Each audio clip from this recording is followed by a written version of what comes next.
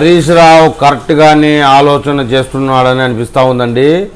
హరీష్ రావుని ఇన్స్టాగ్రామ్లో అన్ఫాలో చేసిన కేటీఆర్ మొత్తానికైతే తెలంగాణలో రాబోయే ఎలక్షన్లో బీఆర్ఎస్ బలపడకపోగా తెలుగుదేశం పార్టీకి సంబంధించినటువంటి కూటమి ప్రభుత్వం కనుక తెలంగాణలో పోటీలో నిలబడితే ఖచ్చితంగా బీజేపీ, తెలుగుదేశం మరియు పవన్ కళ్యాణ్ సపోర్టుతో ఖచ్చితంగా ప్రభుత్వం ఫామ్ చేసే అవకాశం ఉన్నట్టుగా హరీష్ రావు ఖచ్చితంగా నిర్ణయం తీసుకున్నట్లుంది. తద్వారా చంద్రబాబు నాయుడిని కూడా కలవాలనే ప్రయత్నం చేసినట్లు కూడా సమాచారం. మొత్తానికైతే అసలు విషయానికి వెళ్తే హరీష్ రావుని ఇన్స్టాగ్రామ్లో అన్ఫాలో చేసిన కేటీఆర్ అంటూ జీ న్యూస్ ఇంటర్వ్యూలో ఆంధ్రప్రదేశ్కి సంబంధించిన ఎన్డీఏ ప్రభుత్వంపై హరీష్ రావు అయితే విపరీతమైన ప్రశంసలు కురిపించారు. గతంలో ఎప్పుడు కూడా చంద్రబాబు నాయుడిని కానీ, పవన్ కళ్యాణ్ కానీ మరియు లోకేష్ బాబును కూడా అంతగా పొగిడిన సందర్భాలు లేవు.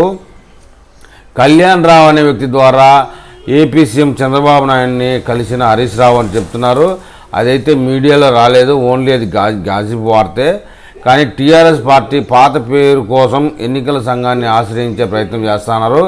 ఏంటంటే టీఆర్ఎస్ పార్టీని మళ్ళీ హరీష్ రావు హస్తగతం చేసుకొని రాబోయే కూటమి ప్రభుత్వంలో చేరి అధికారాన్ని చేజిక్కించుకోవాలన్న ఆలోచనలో ఉన్నట్టుగా బోగట్ట. ఈ నెల కేసీఆర్ అమెరికా పర్యటన నేపథ్యంలో బీఆర్ఎస్ పార్టీలో ముసలం చోటు చేసుకునే అవకాశం ఉంది. ఆ విధంగా అయితే పావులు కదుపుతూ ఉన్నారు.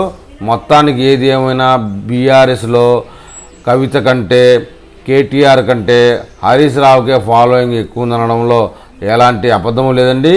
మొత్తానికి ఏది ఏమైనా రాబోయే ఎలక్షన్లో తెలంగాణలో అటు కాంగ్రెస్ ప్రభుత్వం కూడా నీరు గారిపోతూ ఉంది. బీఆర్ఎస్ అయితే పుంజుకోవడం లేదు.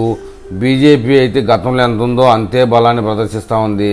కాబట్టి కూటమి ప్రభుత్వంతో కలిసి నడిస్తే కనుక హరీష్ రావుకి టాప్ 5 రాజకీయ లీడర్లలో ఒకటిగా మెలిగే అవకాశం ఉందని చెప్పేసి ప్రస్తుతానికి రాజకీయ విశ్లేషకులు అయితే చెప్తా ఉన్నారు. మరి ఈ విషయమై తెలంగాణ ప్రజలు ఏమని కామెంట్ చేస్తారో చూద్దాం.